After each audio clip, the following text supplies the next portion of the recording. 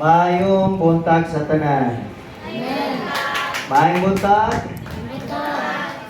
Palakpakan na ang Ginoo. Hallelujah, hallelujah. Glory to God. So I would like to welcome everyone in this hall. Welcome to Faith Tabernacle Royalty Center. Palakpakan na ang Ginoo pag-usap. Glory to Jesus. Hallelujah. Karong taknaa, malipayon ko nga po paambit kaninyo sa mga butang nga gibutang sa Ginoo sa akong kinabuhi. Pinagi sa iyahang pulong. Are you ready? Praise the Lord. Are you ready with your ball pen?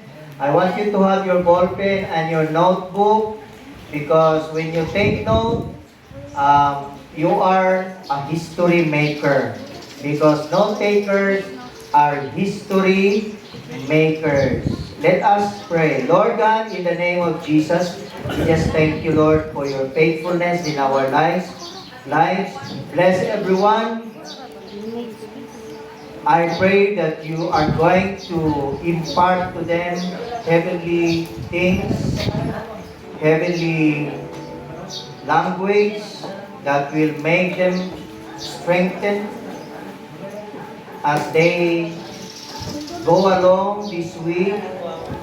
Thank you, Father. Thank you, Holy Spirit, because you are going to enlighten them. Wisdom that comes from you. In the name of Jesus.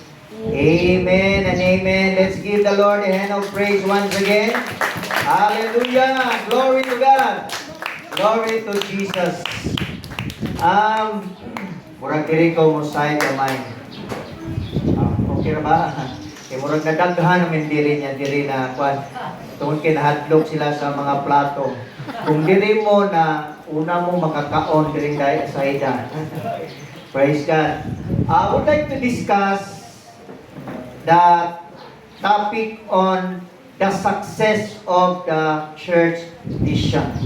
Everybody say success of the church vision. Success of the church vision. Success in a local church is actually fostering a healthy, transformative community. No? If the church is healthy, meaning there is transformative community where everybody is alive, no? And that is deeply rooted in the Scripture. A Bible-based church is a church that is growing. Okay, whatever is being told in the Bible, the church will do, no? And of course, we are actively engaged in the mission of the Lord Jesus Christ. Now, Colossians chapter 3 verse 23 says, "And whatever you do, do it heartily, as to the Lord and not to men." So, tanan natong ginahimo diri, dili para sa tao, dili sa pastor, kundi para sa Ginoo, na ngamig ta o kinabuhi mga kalag, na gusto nato nga mo grow ang atong simbahan, gusto nato nga ang tanan mo tubo diha sa Ginoo, because we do it for the Lord's glory. So today I would like to discuss of course success of the church vision. But there are 4 S of success of the church vision. Now, upat ka S, o pulos ni S. Example, saging. Bitaw, example lang na. So, 4 S of success of the church vision. So, dapat ingunta ni aning upat para mahimong ang atong simbahan tunag yo'y pagtubo. Number 1, are you ready? Number 1 is standard. Everybody say standard. Standard. When we say standard, it is a quality of believers that is in the church. quality. No? First of all, we speak of a Christ-centered life. Every believer in the church must be a Christ-centered life. Meaning, it is intentional. And he has a daily commitment.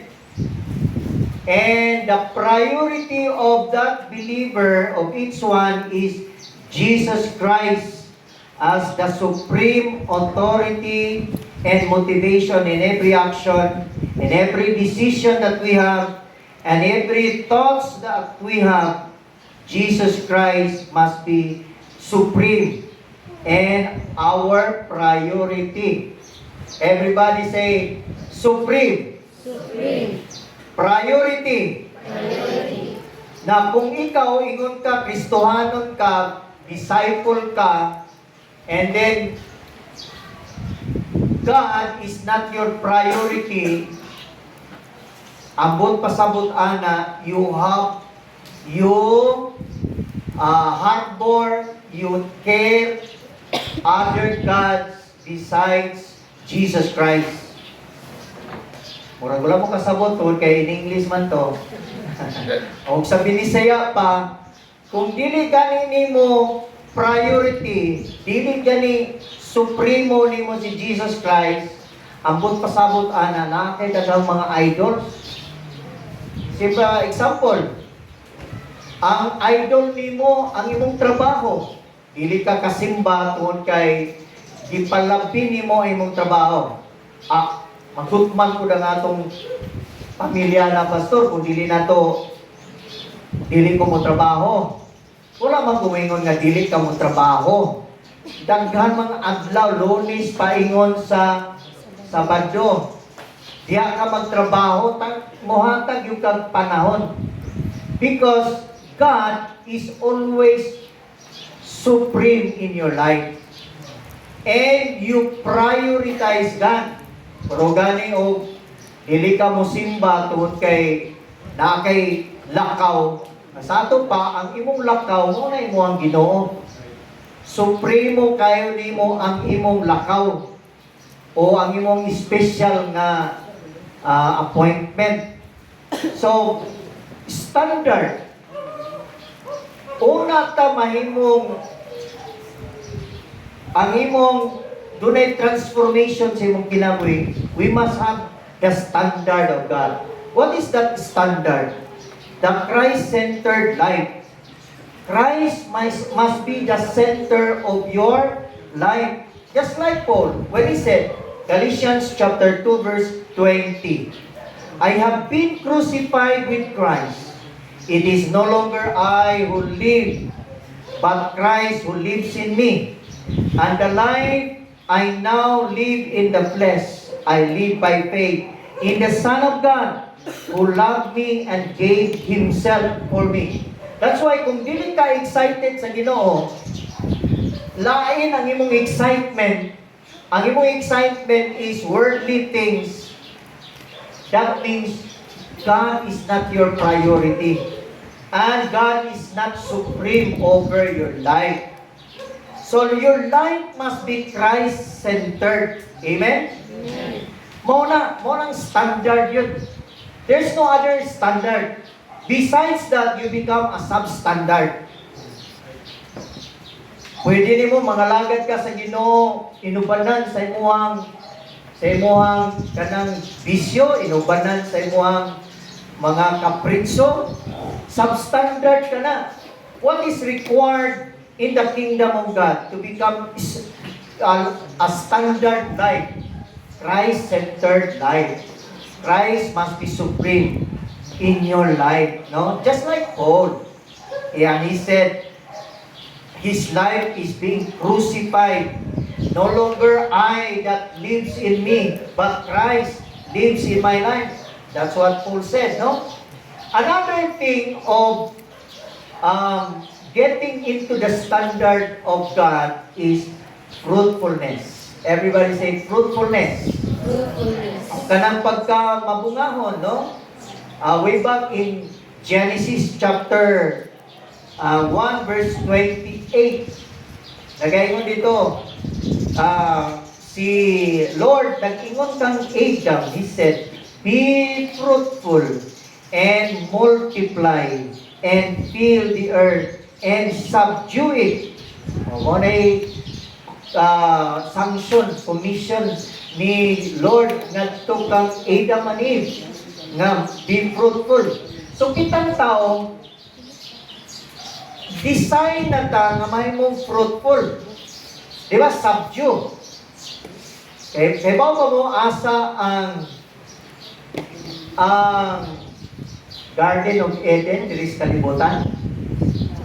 Ang makahatag nako, tagaan nako reward. Asa ang literal nga Garden of Eden? Asa magmas? Sa Iraq. Pero tama ka ba? Asa mga nakatungo na? Sa YouTube. Sa Iraq. Tama. So in Iraq, hingan si Adano Giba, be fruitful. Kalayo, nakaadto na mong Iraq. Wala pa no. Wa mo kay bawo ka ng Iraq. Maunay ang nagkontrol na ron ang US na. US. Pero it is in that place God said to man, be fruitful. When you say fruitful, this is a call. Actually, tawag ni siya. Tawag natong tanan. Tawag nato nga atong i-cultivate nga doon natay quality para sa Ginoo. Quality life for God. Amen? Ikaw ba na kay quality of life to God? O grabe kayo ka, wala yung ka, simpa-simpa lang ka. Kay i-invite man ka, pero actually, last na ang Ginoo sa imong kinabuhi. Kinsa man ay naguna-una nga last na ang Ginoo sa imong kinabuhi. Nganong last ka? Kaning simba ka, kani mong uyab ning simba. Pastor, ang sakit mong magsalita. O ning simba lang ka, kay ning simba man po na imuhang uyab. Nangigo magyapon ka, pastor. Wala, akong kaugalingon ang giigo. Hallelujah. So, magbabungahon, dapat ang tao magbabungahon. Kaya, saan tayo magbabungahon? Natay tawag po nga mag-increase sa number. Increase in number. Unang sa commission ni Jesus Christ sa Matthew chapter 28, ang iyang una-una is global. Global. Go and make disciples of all nations, baptizing them in the name of the Father and of the Son and of the Holy Spirit, teaching them to observe whatsoever I have commanded you. So global ang iyang una-una. So ikaw ba ay isang global person? Amen? Amen? Amen. And you have that call to increase in number. Mo nang kita, malipayon ka ang Ginoo kung ikaw miani sa simbahan nga duha na ka. Ikaw isa, nagduha ka. Kaya may kay ka manguyang. Mo nang naduha na ka. Ikaw Gino, may baka mo increase ba ka no? Mari kang nagdili mag-inusara? Ha? Amen. O mo na itawag sa Ginoo sa tuwa. O, mamarka gid ba? Bulag ta. Kay arang ko, mga lagad ko sa Ginoo. Kung ikaw, dili ka mga lagad sa Ginoo, bulag ta. Kaya nanay akong uyab lain. Hindi sa mali mong uyab, ang Ginoo. Grabe no? O, nindot kayo uyab po na to ang Ginoo. Kay murang kang nakapangas, murang kang nakahantok, ana ba?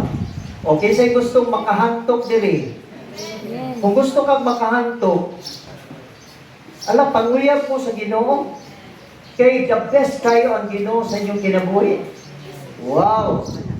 Kay gusto sa Ginoo nga ikaw magbungahon ka. You have a call to cultivate and you have a call to increase in number. Genesis chapter 1 verse 28. So mauna, when you say 4S of success. We mean standard. Dapat standard Christ-centered life ka o fruitful kay ka. Ikaduha nga S. Ikaduha nga S. Ganyan, standard karon structure. Structure. Para ang simbahan mahimong successful, dapat na ay structure. When we say structure, there is proper management of people. How do we manage people in the church? Una, teach. Ikaduha, lead. Ikatulo, motivate. Ikaupat, send. So, una sa structure is teach. That is based on Matthew chapter 28 verse 19 to 20. Teaching them to observe all. Monang diri sa simbahan, dili ka pwede nga mahimong disciple diri, unya dili ka tudluan. Kung maglikay-likay ka, sikag panangin nga, pastor, muli na kong sayo. Primero, okay na na. Ikaduha, okay na yapon. Ikatulo, okay na yapon. Ikaupat, grabe na punta ba? Okay na lang. Oy, ang atong mandate diri, magpatudlo ka. Dili kay imuon lang nimong ang simba nga imuhang part sa imuhang kinabuhi. Dili part sa imong kinabuhi ang pagsimba. It is the whole of your life. Amen? Amen. Munang tudluan ka. Ikaduha, you are taught how to lead people. Okay, ang mandate sa Ginoo, multiply and be fruitful. Fruitful and multiply and subdue. Ang buot pasabot, our call is to lead. Everybody say, lead. Mahimo kang leader ba? Kung ikaw, kanunay rata, napulo na kakatuig diri sa simbahan niya, kanunay rin ka, dadunon. Sister, manimba karon. Wala, asa na kita manimba? Sa royalty.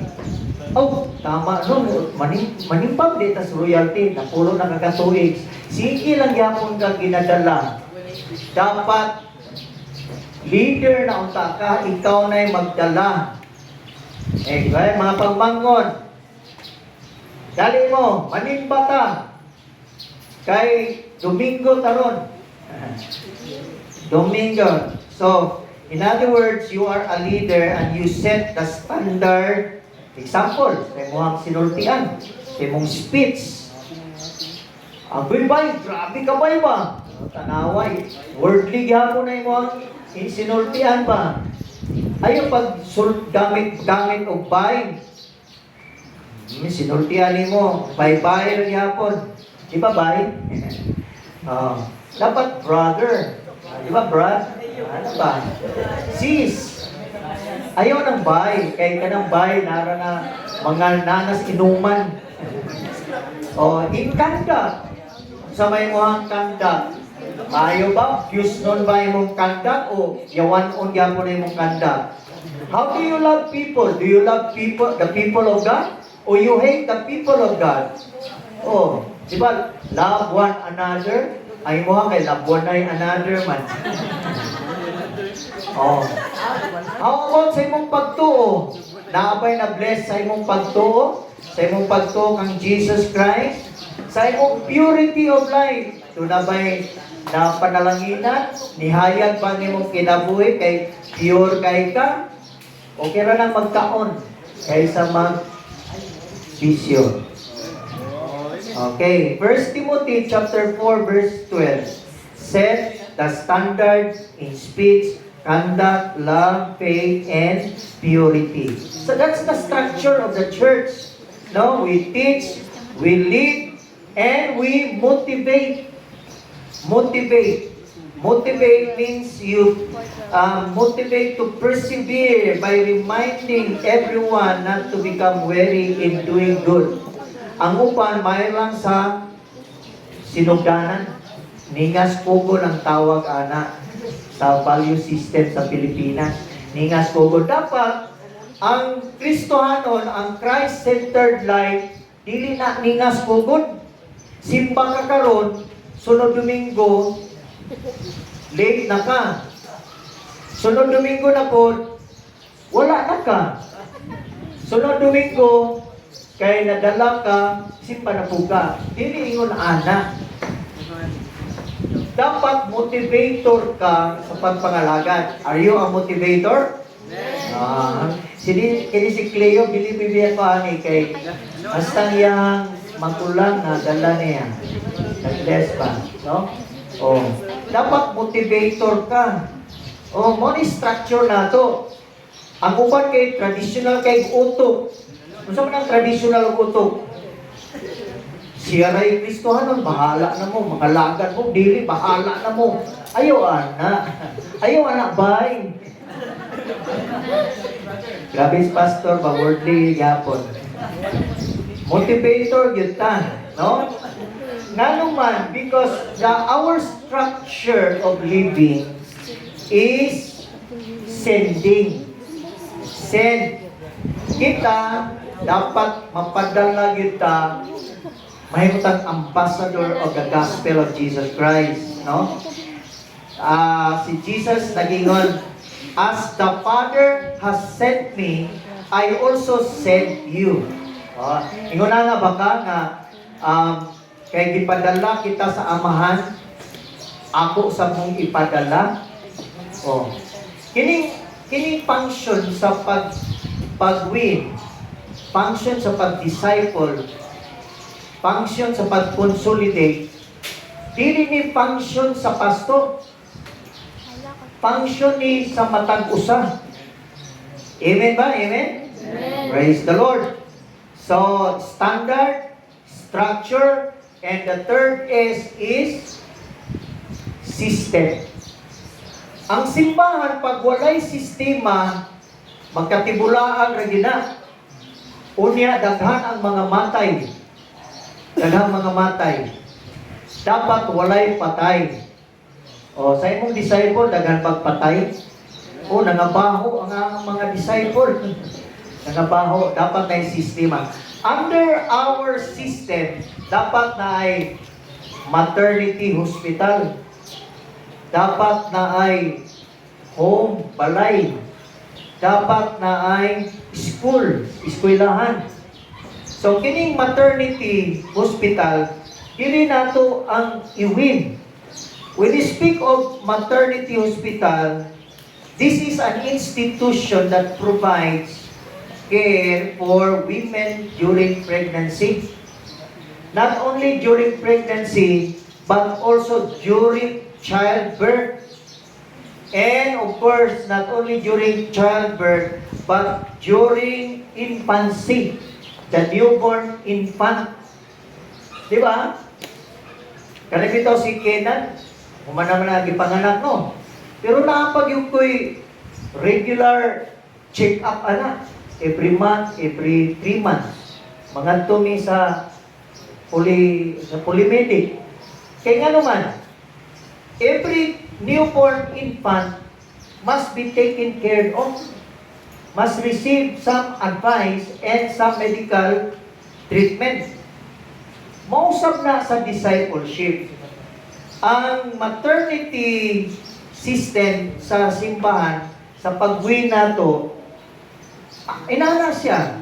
Kung pregnant pa, di ba, kamao ka mo spiritual barang? Kamao ka mo spiritual barang? Ang kita, dapat kita mga Kristohanon, kamao ta mamarang. Ano ba? Lord, in the name of Jesus, maluwas ni si Juan de la Cruz. Naluwas na ba si Juan de la Cruz? Wala pa. Imo pa lang giampo sa dihang gipambuntis pa nimo na sa. Then pagkaluwas nila na anak na siya, imo na pong alagaan. Dad-on mo sa hospital, sa maternity hospital. Ayun, napamudya. So, the system is, you must be equipped, the church must be equipped with maternity care, maternity hospital. Ikaduha, home. Kanang home, mauna atong cell group. Cell group. Everybody say, cell group. Ang bata ba nga imong ipanganak, magpabilin na ba na kanunay sa hospital? Dili. Imo ginangdadon dito sa panimalay. Ang atong panimalay sa simbahan, mao na nga atong cell group. Mao na kung daghan o panimalay, daghan ang learning diha. Diya sila tudluan unsaon pa kanang behave. O dila siya makabaw nga ang kalayo di makapasok. Diya sila makabalo nga ang kana dieng bildo nga baso pag mahulog na mabuak. Diya sila makakaton og panghugas. So diha sa panimalay ang disciple daghan siyang makatunan. Kung ang church walay panimalay, mao nang nindagko na lang na 20 anyos na lang ng imuhang disciple, walay buot. Igapon ka mao mo, hatag sa tithes. Kaya wala man matudlo eh. Igapon ka mao mo simba. Moingon igapon, asal ko to agion ang simbahan? Oh, kana bitaw mga infant, dili na ka mao og asak padulong ang simbahan. Hello? Pero kung mature na gani ka, naka-eskwela na ka, kamao na ka mo atong eskwelahan, di ba? Dili na ka moingon na, kuyugi ko bi, taluon ka ron ako. Kuyugi ko nga, una pagani ka, nako, niya magpakuyog yapon ka, maulaw mong grupo ni Kuya Makmak. Oh, ulaw ka kay grabe man ka magpakasala. Oh, kanang mga ulawon. Grabe na magpakasala ba isa ba ha? Okay. So, system dapat natin maternity, dapat natin cell group padaghanon nato atong cell group. Insay mo volunteer nga mahimong cell group leader. Oh, pag kay cell group, mag-care nimo ang imuhang mga disciple. O regular gina, weekly meeting gina siya. Mag-meet yun mo. Ano, mag-ampo mo, diha mo mag-spiritual parang. Dayon, school, system. No? Ang panimalay home, muna nga itong consolidation. Ato na pakanon og soinil. Starting up your new life in Christ. Then, diha po niya mabati ang belongingness. Belongingness. Everybody say, belongingness. Belongingness. Diba? Pwede kayo, oy, ikaw manghugas karon ha? Nga na ako may pahugason, nga di man ko taga-dire. Di ba dili na ito pahugason ang diya sa ato bitang buwan, kung pag-upa ka, asa ka na ako pahugason. Pero dugay na ka, oy, Cleo, panghugas. O nga naman, kadaan naman, dilong naman siya. Di ba? Diya sa panimalay, we learn belongingness. Hallelujah! Kunya, di po ta maulaw mo manugo. Di po ta maulaw mo kanang video mudiman. Di ba? Kaya naman, this is our home. Ang cell group. Sa system, school. Muna atong discipleship. School system, discipleship. Apil tag live class, apil ta o PEPSOL, kining live class, emerge ni siyang pre-encounter o ang post-encounter o encounter.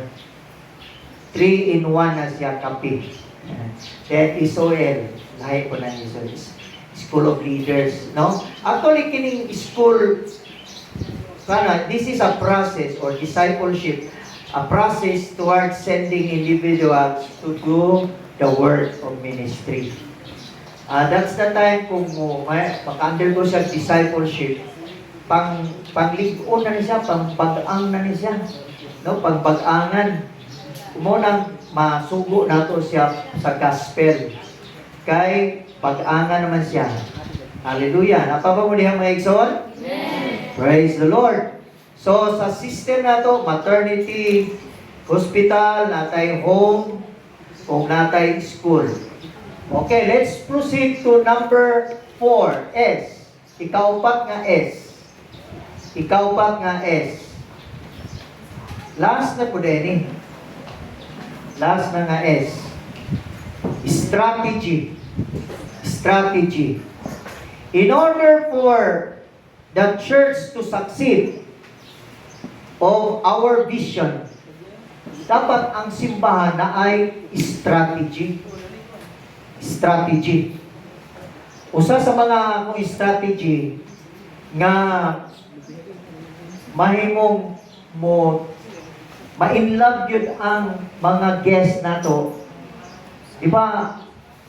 Ako nang palitan o kanang bird street, palitan ako og kape, palitan ako og saging, palitan ako og prutas, palitan pakapiho nato, di ba? Kumpleto nga pan. Oh, di ba? Hala, dito lagi dito. Sa kuan man ko sa crossover church, pero banhin ko diha bakit makakapi po dahil diha. Grabe yung strategy ba? Bitaw, ang strategy na to, take note that we are on Conquest 100. Everybody say Conquest 100. We conquer 100 people this year. So, usa sa mga strategy nga atong gipadagan is we select 12. Kining 12, focus on 12 people to ensure deep life-on-life transformation. Diya ka mag-select 4, iporma nato, diba? I-form nato ang kinabuhi. Para, ano yung strategy ni Jesus? Jesus focused on the 12. He did not focus on the crowd. Kaya ang crowd, makamatay ng crowd. He focused so much on the 12. He spent more time on the 12. And after that, he died. What happened to the 12 after Jesus died?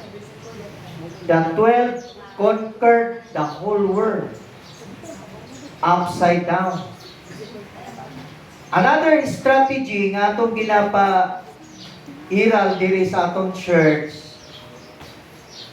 make a disciple, the first generation, but to teach them to make disciples, the second generation. Then who train others, the third generation, resulting in a self-sustaining movement, the fourth generation.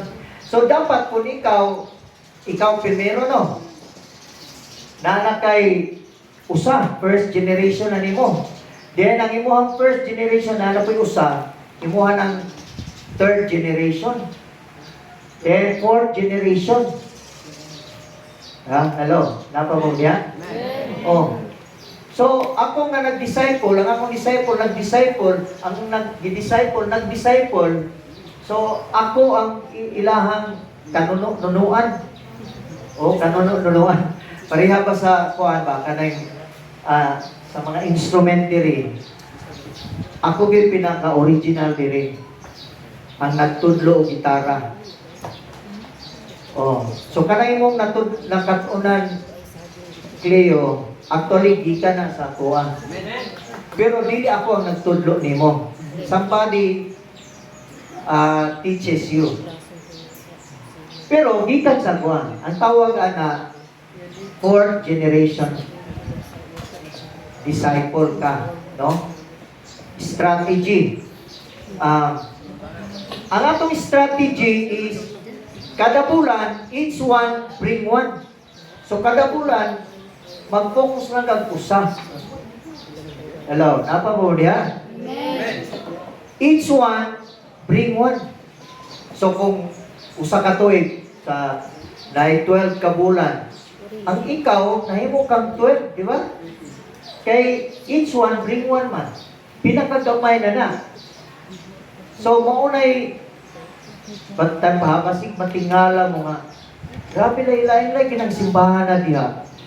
Nag-iskot lagi na ka ng mga pagpangabi. Tanawa, wala mong kay basa-basa sa Bible po. Pag ibasa ni mo ang Bible nag-iskot nga mangapig ka. Hello? Amen. You conquer the whole world. Patod pa ni Jesus, go and make disciples of all nations. Usa ka na mahimong i-conquer. No? Mauna ang evangelism. Mauna ang gospel. Sa una mo sa atong relihiyon, wala kita kay no, unsa ta, nataw lang ka. Nya na imong nahibawan kung unsa imong gimat-an, mao po imong pakamatyan. What a sad religion. Wala ta kay balo nga si Jesus Christ mo na atong kaluwasan. I am the way, the truth, and the life. No? Okay, sa man diri ang fact. Kanang tambok pa. Ayaw ka ulam. Kanang fact, actually, mo ni ideal. Ideal disciple. Hala, nagkatawa si Sister Jeline. Salamat, ideal gift ko. Bitaw, kaya nga no, kanang meaning anang fact, kanong kuha na faithful. F stands for faithful. Ang A stands for available. Wow, grabe. Ang T stands for teachable. Faithful, available, and teachable. Munang fact ka. Inay mong tapat, hala fact yun ka.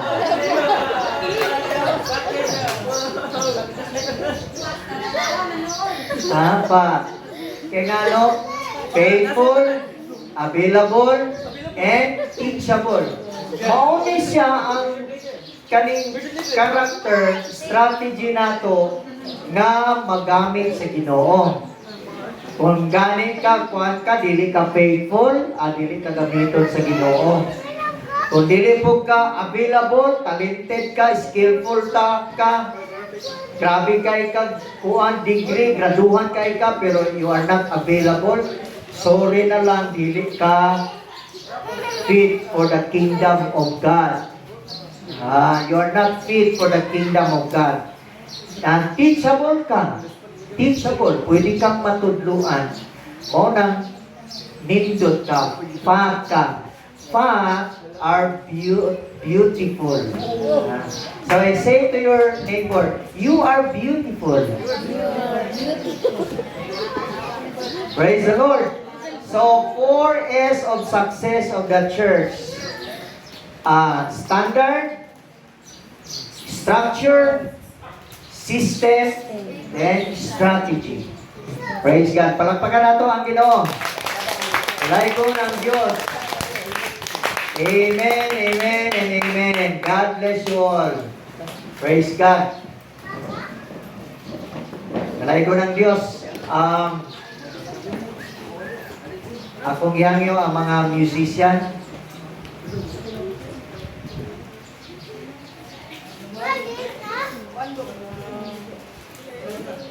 Enjoy.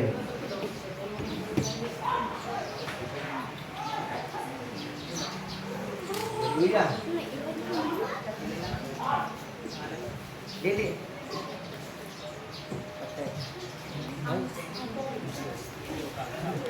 Sorry. Ato nang giyok ning kwan.